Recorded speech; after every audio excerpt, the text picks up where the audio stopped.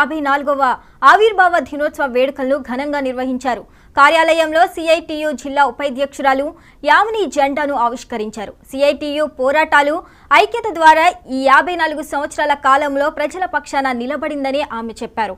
ఇటీవల రాష్ట్రంలో ప్రభుత్వ ప్రైవేటు సంస్థలు ఉద్యోగులు పడుతున్న సమస్యలకై పోరాడే చరిత్ర సిఐటియుకే ఉందని తెలిపారు. ఈ కార్యక్రమంలో జిల్లా ఉపాధ్యక్షులు యామిని, ఏలూరు నగర కార్యదర్శి సాయి, రఘు తదితరులు పాల్గొన్నారు.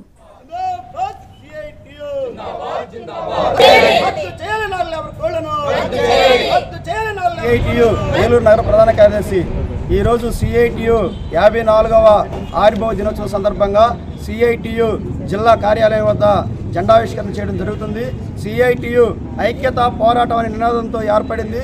ఈ 54 సంవత్సరాల కాలంలో అనేక పోరాటాలు కలిగినటువంటి చరిత్ర ఈ సిఐటికి ఉంది.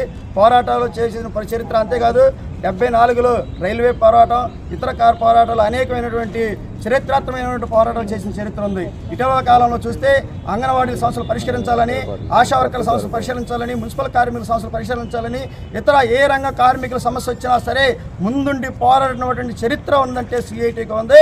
అది సిఐటికే సాధ్యమైంది.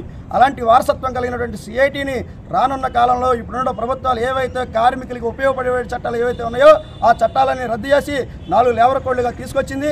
ఆ 4 లేబర్ కోడ్లు రద్దు చేయాలని, అలాగే ప్రభుత్వ రంగ సంస్థలు ఏవైతే ఉన్నాయో వాటిని ప్రైవేటీకరణ చేయాలని చూస్తుంది, వాటిని ఆపాలని, అలాగే మన రాష్ట్రంలో ఉన్నటువంటి విశాఖ ఉక్కుని ప్రైవేటీకరణ చేయాలని చూస్తుంది.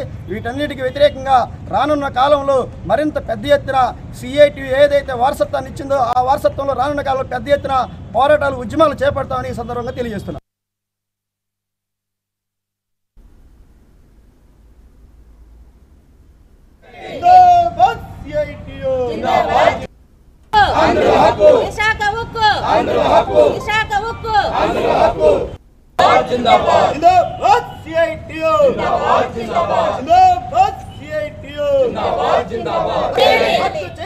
కాలంలో అనేక ఉద్యమాలు పోరాటాలు చేసిన ఫలితంగా ఈ రోజున మేము సిఐటియుగా ప్రభుత్వం డిమాండ్ చేస్తూ ఉన్నాం.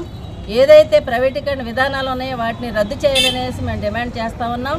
ఈ రోజున అనేక ఉద్యమాలు, కార్మికుల సమస్యలు పరిష్కారం చేయాలనేసి ఉద్యమాలు చేపడతా ఉన్నాం. కానీ ప్రభుత్వాలకు ఎటువంటి స్పందన అనేది లేకోకుండా ఉంది. ఈ రోజున అన్ని ప్రభుత్వ రంగ సంస్థలన్నింటినీ కూడా ప్రైవేటీకరణ చేస్తూ ఉంది ఈ ప్రభుత్వం.